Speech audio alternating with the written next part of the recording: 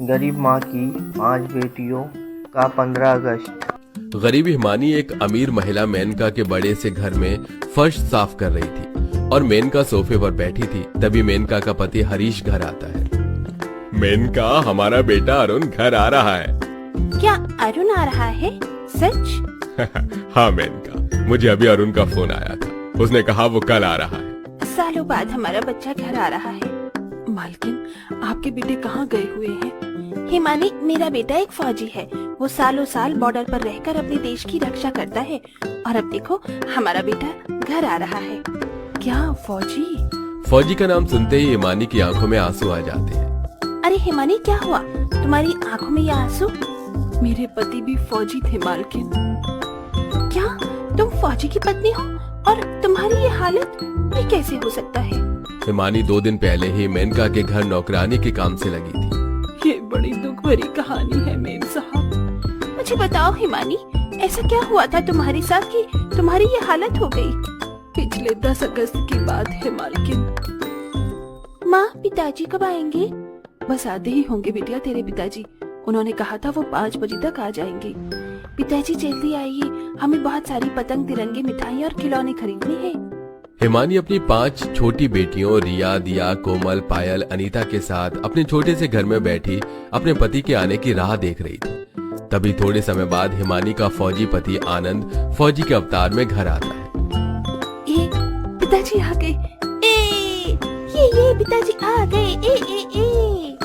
5 बेटियां अपने फौजी पिता को देखकर बहुत खुश होने लगती हैं। आनंद एक फौजी था। वो सालों साल बॉर्डर पर रहकर अपनी ड्यूटी करके अपने देशवासियों को घुसपैठियों और आतंकवादियों से बचाता था। आनंद हर साल की तरह इस बार भी 1 साल बाद अपने परिवार के पास आया था। थोड़े समय बाद आनंद अपने बैग से छोटे छोटे तिरंगे निकालकर अपनी 5 बेटियों को देता है और कई सारे खिलौने भी देता है।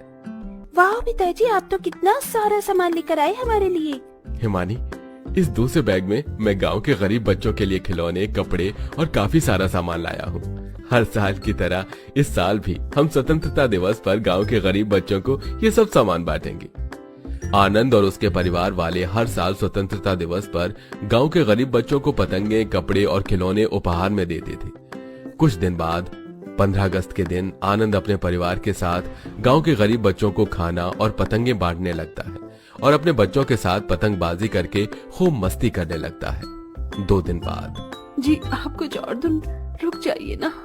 मैं रुक तो जाता हिमानी, पर ड्यूटी भी जरूरी है ना।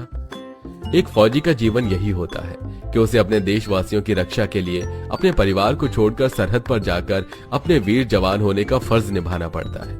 तभी अपने परिवार से मिलकर आनंद बॉर्डर पर अपनी ड्यूटी करने चला जाता है। अब हिमानी अकेली अपनी बेटियों का ख्याल रखने लगी। हिमानी की 5 बेटियां रोज स्कूल जाने लगी और हिमानी अकेली घर में रहकर घर के काम करने लगी। इसी तरह कुछ महीने बीत गए। तभी एक दिन हिमानी के मोबाइल पर आनंद का कॉल आता है। हाँ आनंद जी, बोलिए। तभी उधर से आनंद का एक ऑफिसर महेश बोलता है। हिमानी जी, मैं आनंद का ऑफिसर महेश बोल रहा हूँ। जी साहब, बोलिए। मुझे बड़े अफसोस के साथ कहना पड़ रहा है, हिमानी जी, आपके पति आनंद शहीद हो गए बॉर्डर पर अचानक जंग छिड़ने पर। बाकी कुछ जवान फौजियों के साथ आनंद भी शहीद हो गए। इतना सुनना था कि हिमानी के हाथ से फोन छूट जाता है और वो पुतले की तरह खामोश हो जाती है। क्या हुआ माँ? आनंद जी, आनंद जी। हिमानी बेतहाशा रोने लगती है। माँ, क्या हुआ माँ? बताइए ना माँ, क्या हुआ? आनंद जी। तभी हिमानी की आवाज सुनकर आस पड़ोस वाली महिलाएं हिमानी के घर में आती हैं। आनंद की मौत की खबर सुनकर आस पड़ोस वाले गांव वाले सब काफी दुखी हो जाते हैं। बहरहाल कुछ दिनों बाद हिमानी और उसकी बेटियों के बड़े ही दर्दनाक बीतते हैं दिन। एक दिन सवेरे हिमानी अपनी 5 बेटियों के साथ अपने छोटे से घर में उदास बैठी थी। हिमानी के हालात बहुत ही गरीबी वाले हो चुके थे। माँ, कल रात से हम भूखे हैं, हमें खाना दीजिए ना माँ। हाँ माँ, हमें भूख लगी है। अब क्या दूं मैं बच्चों को खाने के लिए? घर में तो अन्न का एक दाना तक नहीं है, ना मेरे पास पैसे हैं। आनंद जी, ये किस परिस्थिति में आप हमें छोड़कर चले गए? अब कैसे मैं अपनी बेटियों का पालन पोषण करूंगी? आनंद के जाने के बाद हिमानी और उसकी बेटियों के जीवन में काफी गरीबी आ चुकी थी। तभी अपनी बेटियों की भूख को तड़प देखकर हिमानी घर से बाहर आती है। अब मुझे ही कहीं काम करके अपनी बेटियों का पालन पोषण करना होगा। तभी हिमानी गांव में दुकानों कारखानों में जा जाकर काम मांगने लगती है, पर कोई भी हिमानी को काम नहीं देता। तभी हिमानी एक पेड़ के नीचे आकर बैठ जाती है। भगवान जी, अब क्या करूं मैं? मेरी बच्चियां घर में भूखी बैठी हैं और मुझे कहीं काम भी नहीं मिल रहा है। मुझे कोई काम दिलवा दीजिए भगवान जी। तभी एक अमीर महिला मीनाक्षी हिमानी के पास आती है। क्या हुआ बहन, तुम रो क्यों रही हो? तभी हिमानी मीनाक्षी को अपने बच्चों की भूख और काम न मिलने की बात बताती है। अच्छा सुन, क्या तू मेरे घर में सफाई करने का काम करेगी? मैं तुझे रोज की 100 रुपए दिया करूंगी। बहुत बहुत धन्यवाद आपका बहन। तभी मीनाक्षी हिमानी को अपने बड़े से घर में ले जाती है और उसे 100 रुपए देती है, जिसके बाद हिमानी उसी समय से मीनाक्षी के घर सफाई का काम, नौकर काम करने लगती है। ये कैसी परिस्थिति आ गई मुझ पर कि मुझे नौकरों की तरह लोगों के घर पर काम करना पड़ रहा है। इसी को जिंदगी कहते हैं दोस्त। इंसान का जीवन इंसान को कब किस मोड़ पर कैसे लाकर खड़ा कर दे, ये कोई नहीं जानता। पति के साथ हुए हादसे के बाद हिमानी का हंसता खेलता जीवन ही उजड़ चुका था। तभी शाम तक कड़ी मेहनत करने के बाद हिमानी 100 रुपए में थोड़ा राशन लेकर घर आती है और थोड़ा खाना बनाकर अपने बच्चों के साथ बैठकर खाने लगती है। माँ, कल परीक्षा की फीस के पैसे मंगाए हैं टीचर ने। बच्चों, अभी हमारी परिस्थिति बेहद खराब है। तुम पांचों अब स्कूल जाना बंद कर दो, क्योंकि तुम्हारी पढ़ाई का खर्च अब मैं नहीं उठा पाऊंगी। गरीबी हालात ने ऐसा मजबूर कर रखा था कि हिमानी का परिवार दाने दाने को तरस रहा था। बहरहाल इसी तरह दिन बीतने लगे। हिमानी रोज मीनाक्षी के घर जाकर काम करने लगी और इतनी कम कमाई में पेट काट कर अपनी 5 बेटियों के साथ अपना गुजारा करने लगी। एक शाम हिमानी मीनाक्षी के घर अकेली सफाई कर रही थी। उस समय मीनाक्षी बाजार गई हुई थी। तभी मीनाक्षी का शराबी पति मदन नशे में लड़खड़ाते हुए घर आता है और हिमानी को गंदी निगाहों से देखने लगता है। ओ पारो, आजा मेरे पास। मदन नशे की हालत में हिमानी को गंदी तरीके से छूने लगता है। तभी हिमानी मदन को धक्का देकर घर से बाहर चली जाती है और इतने में वहां मीनाक्षी आ जाती है। क्या हुआ हिमानी? मेम साहब, मैं कल से आपके घर पर काम पर नहीं आऊंगी। इतना कहकर हिमानी रोते रोते वहां से भाग जाती है। अरे, इसे क्या हुआ? इधर हिमानी अपने घर में आकर एक कोने में खामोश बैठ जाती है। क्यों आनंद जी, आप क्यों मुझे छोड़कर चले गए? आपके जाने के बाद ये जमाना मुझे हिरकत भरी निगाहों से देख रहा है। अब कैसे जीऊं मैं अकेले आनंद जी?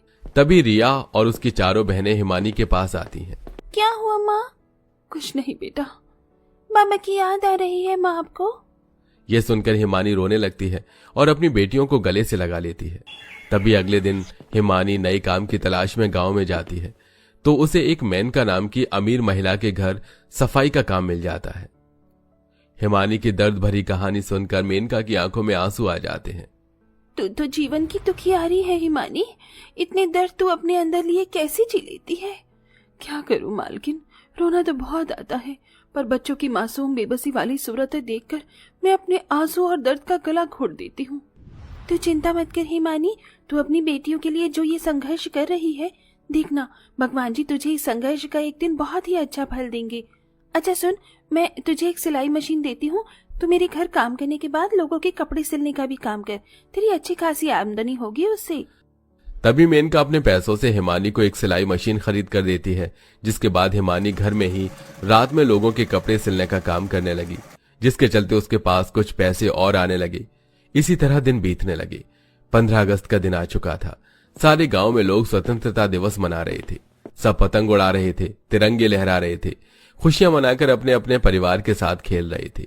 और उन सबको देखकर हिमानी की 5 बेटियां अपने घर के आंगन में उदास बैठी थीं। आज अगर पिताजी होते तो हम भी उनके साथ हर साल की तरह स्वतंत्रता दिवस खुशी खुशी मनाते। इस बार तो हमारे पास तिरंगा खरीदने के भी पैसे नहीं है। माँ के पास भी पैसे नहीं है। काश कि आज पिताजी हमारे साथ होते। तभी पीछे दरवाजे पर खड़ी हिमानी अपनी बेटियों की ये बेबसी देखकर दुखी हो जाती है। आज अगर मेरे पास पैसे होते तो मैं अपनी बेटियों को इतना दुख कभी नहीं होने देती। जो मैं कमा रही हूँ वो सब पैसा तो हमारे खाने में खर्च होता जा रहा है। तभी मेनका और हरीश हिमानी के घर कई सारे तिरंगे, पतंगे और कई सारे खिलौने लेकर आते हैं और वो सब चीजें हिमानी की बेटियों को देते हैं। अरे वाह, इतनी अच्छी पतंग। दिया, कोमल, चलो हम भी पतंग उड़ाते हैं। हाँ चलो। पांचों बहनें वो सारे तिरंगे पतंगे लेकर गांव में आती हैं और गांव के बच्चों के साथ खुशी खुशी स्वतंत्रता दिवस मनाने लगती हैं। साहब मालकिन, मेरे बच्चों के चेहरे पर इतनी खुशियां लाने के लिए आपका बहुत बहुत धन्यवाद। हिमानी, हरीश जी तेरे लिए एक सिलाई का काम लेकर आए हैं। शहर के एक कारखाने वालों को स्कूल के बच्चों के 5000 ड्रेस सीकर देने हैं और ये काम हम तुझे दे रहे हैं। ये पूरे 2 लाख रुपए का काम है। हम शाम को तुझे कच्चे कपड़े लाकर दे देंगे। ये रहे एडवांस में 50,000 रुपए, बाकी पैसे काम होने के बाद हम तुझे देंगे। ये सुनकर हिमानी बहुत खुश हो जाती है। उसके बाद हरीश हिमानी को कपड़े सिलाई का खूब काम देने लगता है और हिमानी पूरी लगन से सिलाई का काम करके अपनी गरीबी दूर कर दी गई और अपनी बेटियों को अच्छी शिक्षा और अच्छा खाना देकर उनके साथ खुशी खुशी अपना जीवन बिताने लगी।